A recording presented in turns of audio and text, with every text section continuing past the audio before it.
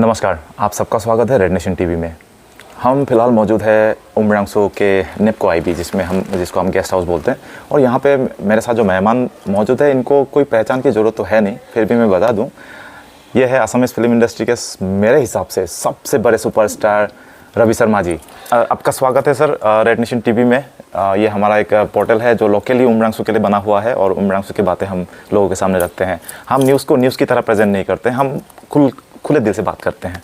तो रवि सर, मुझे आपके यहाँ चैनल में इनवाइट करने के लिए, और मैं चाहता हूँ कि यहाँ से पूरी उमरांगसो के लोगों के लिए मेरी तरफ से शुभकामनाएं, बधाई और उनके अच्छे स्वास्थ्य के लिए मेरी प्रार्थनाएं। ये हमारे बीच मौजूद है, ये हमारे लिए बहुत गर्व की बात है, ये पूरे उमरांगसो के लिए बहुत गर्व की बात है कि इन्होंने अपने एक शेड्यूल को निकाला है उमरांगसो के लिए, जहाँ पे ये खास करके कोई शूटिंग वूटिंग में नहीं आए हैं, ये कुछ काम लेके भी नहीं आए हैं, रिलैक्स होने के लिए उमरांगसो आए हैं। ये सबसे बड़ी बात है उमरांगसो के लिए कि लोग यहाँ पे रिलैक्स होने के लिए आते हैं।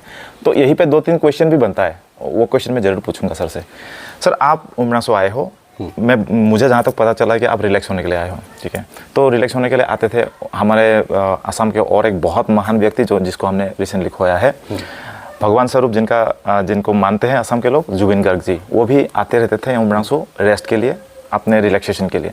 आप आए हो, आपका एहसास ये है कि अभी मैं हमेशा से बोलता आ रहा हूँ कि जहाँ हम पैदा हुए हैं, ये जगह, ये स्वर्ग भूमि है। बिल्कुल। यहाँ पे ऐसी कोई चीज़ नहीं जो दुनिया में कहीं नहीं हो। अच्छी वातावरण,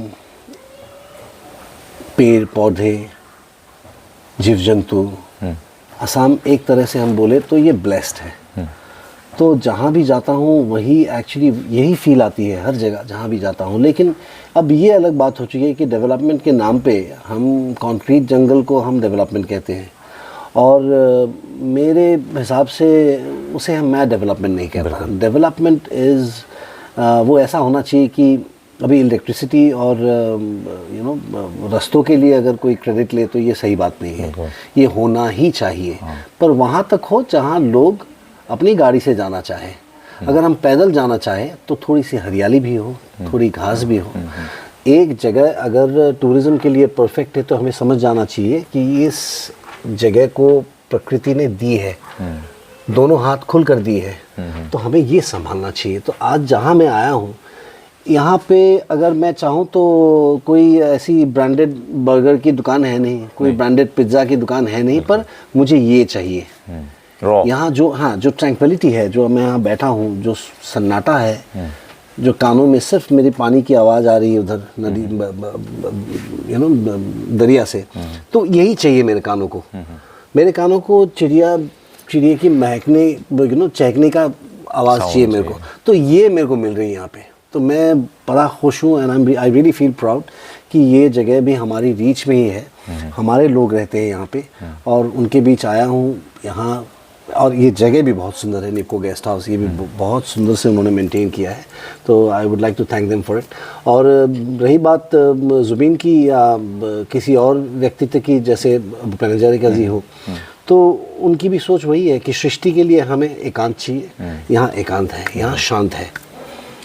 यहीं पे मेरा सवाल भी, मैं यही आपको जानना चाहता था कि अभी धीरे धीरे से उमरांगसो भी एक बहुत बड़ा एक टूरिस्ट डेस्टिनेशन बन सकता था। मैं बन सकता था इसलिए बोल रहा हूँ क्योंकि अब जो हाल है, शायद आपको पता ना हो, बट यहाँ पे बहुत सारे इंडस्ट्रीज अभी रिसेंटली आने लगे हैं, तो उसके वजह से इसमें बहुत सारा बदलाव आने वाला है। फ्यूचर में पोल्यूशन थोड़ा बढ़ने वाला है, नो डाउट डेवलपमेंट के लिए वो भी चाहिए, वो भी ज़रूरत है उस चीज़ की भी, लेकिन जो ये ओरिजिनलिटी है वो खो जाएगा। इससे थोड़ा बुरा लगेगा ऑब्वियसली। बहुत बुरा लगेगा, थोड़ा नहीं, बहुत बुरा लगेगा, क्योंकि डेवलपमेंट का डेफिनेशन हमें पहले ठीक करना होगा, हमें समझना होगा हम डेवलपमेंट किसे समझते हैं। बहुत साल पहले मैंने 70s की एक फिल्म देखी थी, गॉड मस्ट बी क्रेजी। हालांकि बहुत सारे लोगों ने देखी नहीं होगी, पर 70s की एक फिल्म जो मैंने देखी थी, वहाँ पे हमने देखा था, वहाँ पे एक कहानी बताई गई थी कि जो स्लाइस्ड, हमारे यहाँ पहले लोफ आती थी, तो लोफ काटने के लिए ना, स्लाइस ब्रेड बनाने के लिए, लोफ बनाने के लिए हमें काटना पड़ता था। तो बस इस कारण से कि हम खुद काटना नहीं चाहते, स्लाइस ब्रेड की एक फैक्ट्री बनानी पड़ी। अच्छा। जहाँ 200 लोग काम करते हैं। तो मैं उसे एम्प्लॉयमेंट नहीं कहता, क्योंकि एम्प्लॉयमेंट जनरेशन का मतलब है कि हमारे घर का चूल्हा चलता रहना चाहिए। और चूल्हा चलने के लिए फैक्ट्री में ही काम करना ज़रूरी नहीं है। हम खेती भी कर सकते हैं जो संपूर्ण रूप से प्राकृतिक है, जो हमें स्वावलंबी बनाए, इंडिपेंडेंट बनाए, जो हमें इस तरह से पैसे दे कि हम ज़िंदगी भर, हम पैदा हुए थे मालिक और मरेंगे भी मालिक। ये नौकर बनना ज़रूरी नहीं है। बिल्कुल। और उसके लिए ये जो हम प्रकृति का जो नुकसान कर रहे हैं, इसकी भरपाई कोई पैसे कुछ भी नहीं कर सकता उसकी भरपाई। तो हमें ये सोचना चाहिए कि ये धरोहर है। हमारे टूरिज़्म के लिए अगर हम इसे डेवलप करते तो पैसे डॉलर्स में आएंगे। वो ज़्यादा अच्छा है कि 15,000 रुपये की नौकरी। ये सोचना चाहिए, ये सोचना ज़रूरी बात है। और ये है कि डेवलपमेंट के नाम पे हम ये तो हर बंदा तो ये नहीं सोच सकता कि हम एसी के अंदर ही रहेंगे, हमें तो बाहर आना पड़ेगा। मैं जो काम करता हूँ, आई एम एन एक्टर, मैं एक अभिनेता हूँ, मैं काम करता हूँ, तो मैं हर वक्त एसी के अंदर नहीं रह सकता, मुझे बाहर भी काम करना होता है। तो वहाँ अगर सांस लेने की परेशानी हो, सांस लेने की मुश्किल हो, तो ये मैं उसे डेवलपमेंट नहीं कहता। तो डेवलपमेंट का मतलब है ये कि हमारे पास जो था उसे हम संभाल कर रखें, उसके ऊपर जाकर हम थोड़ी ज़िंदगी आसान करें लोगों की, उसे हम डेवलपमेंट कहते हैं। मैं कहता हूँ शिक्षा ज़रूरी है। मैं ये नहीं कहता कि प्राइवेट स्कूल की शिक्षा ज़रूरी है। प्राइवेट स्कूल भी अगर शिक्षा दे वो भी ज़रूरी है, गवर्नमेंट स्कूल भी अगर शिक्षा दे वो भी ज़रूरी है, पर सबके लिए शिक्षा उपलब्ध हो, वो ज़्यादा ज़रूरी। आज जो डेवलपमेंट होगा उस डेवलपमेंट में हर एक नागरिक दिमाग हसाव का उनका शेयर रहेगा, नहीं रहेगा, उसे मैं डेवलपमेंट नहीं कहता। मालिक से नौकर बनने को मैं डेवलपमेंट नहीं कहता। देखिए, सोच लोगों का अलग अलग है, लेकिन जो इनकी सोच है ना वो बहुत लोगों को समेट के लेता है, सभी स्तर को समेट के इन्होंने ये बात बोली है कि डेवलपमेंट ज़रूरी है, लेकिन किस लाइन से जा रहा है, किस स्तर पे हो रहा है वो देखना बहुत ज़रूरी है, उससे लाभान्वित कितने लोग हो रहे हैं वो जानना भी बहुत ज़रूरी है। जी सर, आपका ये थॉट्स तो मतलब थोड़ा सा अलग ही लग रहा है, क्योंकि यहाँ पे ये पॉडकास्ट डायरेक्टली डिमासा काउंसिल भी के लोग भी देखेंगे, आई होप कि देखेंगे वो, तो उनके जो टूरिज्म डिपार्टमेंट है, मैं टूरिज्म को इसलिए बार बार शामिल कर रहा हूँ इस आपके बातों के साथ, क्योंकि टूरिज्म एक ऐसा सेक्टर है जिसने उमरांसू को पहचान दिलाई है। उमरांसू को आज कोई जानता है तो वो टूरिज्म के वजह से जानता है, कोई फैक्ट्रीज की वजह से नहीं जानता है। तो उसके लिए कितना सीरियस होना ज़रूरी है, और ऐसा कौन लोग होना चाहिए वहाँ पे जो इसको संभाले, इस सेक्टर। आप खुद सोचो, एक बात मैं आपको बता रहा हूँ कि मैं अभिनेता हूँ, एडवर्टाइजमेंट करना मेरा काम है जी। अगर मैं चावल का ऐड करूँ तो लोग यंगस्टर्स चावल खाना शुरू करेंगे, which is good for them, जो अच्छा है उनके लिए। और अगर मैं गुटखे का करूं तो लोग गुटखा खाना शुरू करेंगे, जो उनके लिए खराब है। तो पैसे मुझे चावल कंपनी भी दे रही है, गुटखा भी दे रही है, हालांकि गुटखा थोड़ा ज़्यादा देगी क्योंकि उससे वो मेरे से ज़्यादा लेगी। तो मैं देना नहीं चाहता, मुझे उतने ही पैसे चाहिए, तो मैं संतुष्ट हूँ। तो मेरी जो कहने का मतलब है ये है कि आज अगर आप उमरांशु में जो ऑलरेडी है उसे आप तोड़कर, काट कर, ख़त्म करके नया स्ट्रक्चर बनाएंगे, वहाँ भी पैसे ही आने वाले हैं। बिल्कुल। तो जो है उसे क्यों नहीं संभाले? बिल्कुल। आप अगर डॉक्टरी पढ़ना चाहते हो तो आपको अगर मैं रशिया भेज दूँ तो पहले आपको 1 साल लैंग्वेज सीखना पड़ेगा। 1 साल वेस्ट हो गया आपका। तो वहाँ उसके बाद आप डॉक्टर बन गए, वहाँ काम कर रहे हैं आप। फिर आपको अगर इंडिया आना है तो आपको फिर इंडियन लैंग्वेज में फिर आपको सीखना पड़ेगा, क्योंकि सीजर को रशियन में जो बोलते हैं वो इंग्लिश में बोलेंगे नहीं। हाँ। तो आपको फिर तो आप 2 साल बर्बाद कर रहे हैं चेंज होने के। वो 2 साल क्यों बर्बाद करना?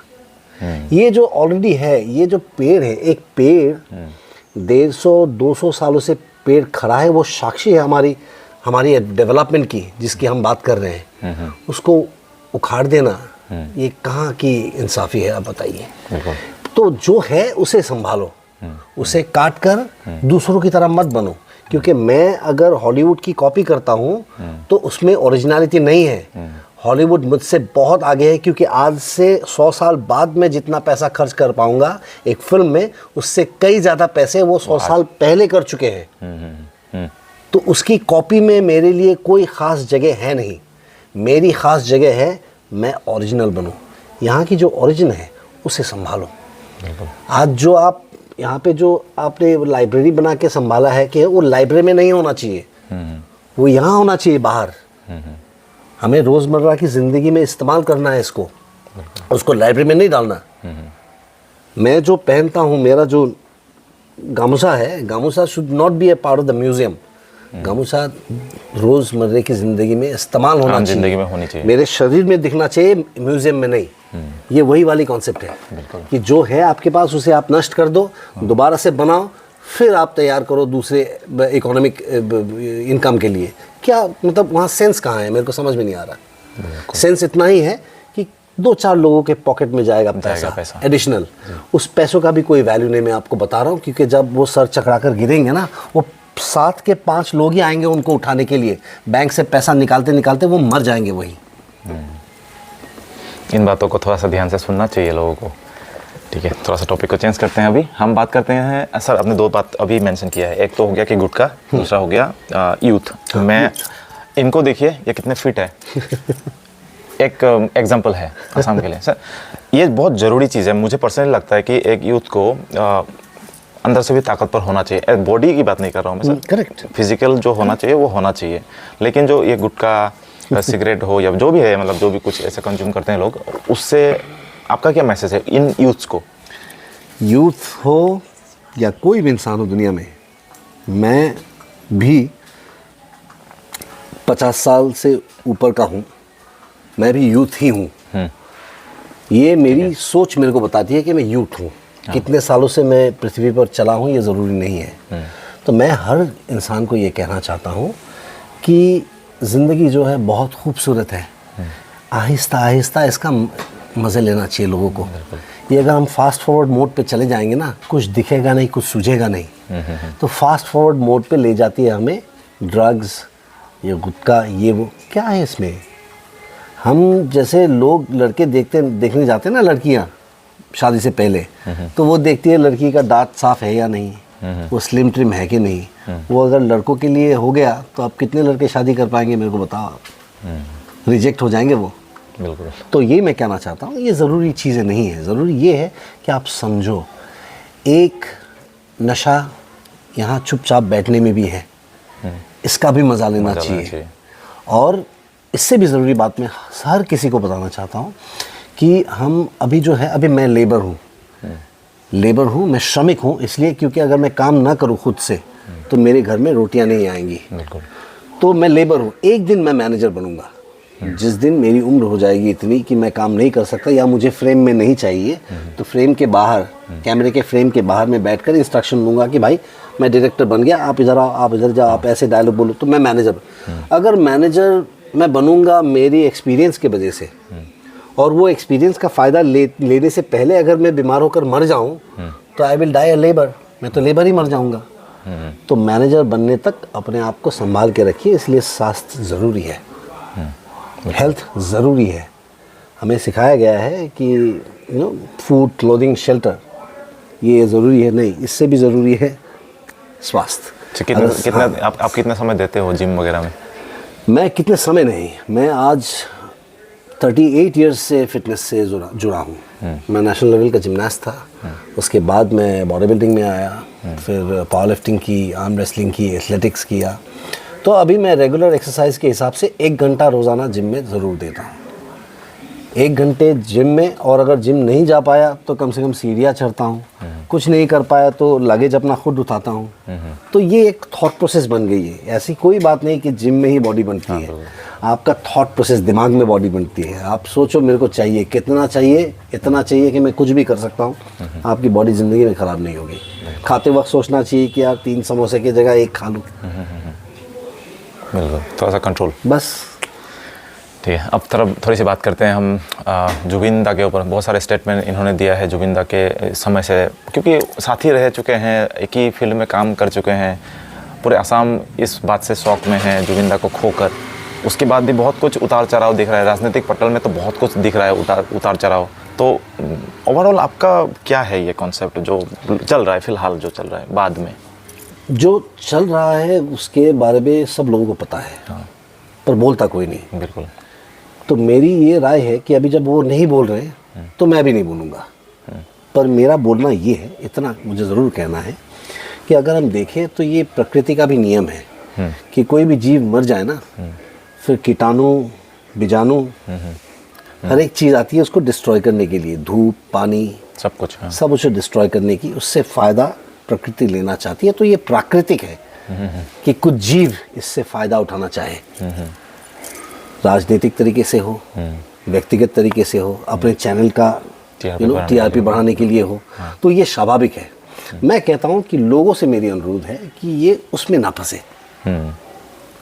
उन्हें समझ में आना चाहिए कि अगर कोई बंदा मेरे से कह रहा है कि आप तो महान हो, तो मुझे पता होना चाहिए कि उसे कुछ चाहिए मेरे से, तो वो समझे और वो एक जगह बैठकर एक ही बात सोचे कि ज़मीन के मृत्यु के बारे में अभी तक हमें कुछ नहीं पता चला, कैसे हुआ क्या हुआ, तो वो हमें जानना है पहले, ताकि हमारे आत्मा को सुकून मिले, हम समझ ले कि ऐसा हुआ होगा उनके साथ। उसके बाद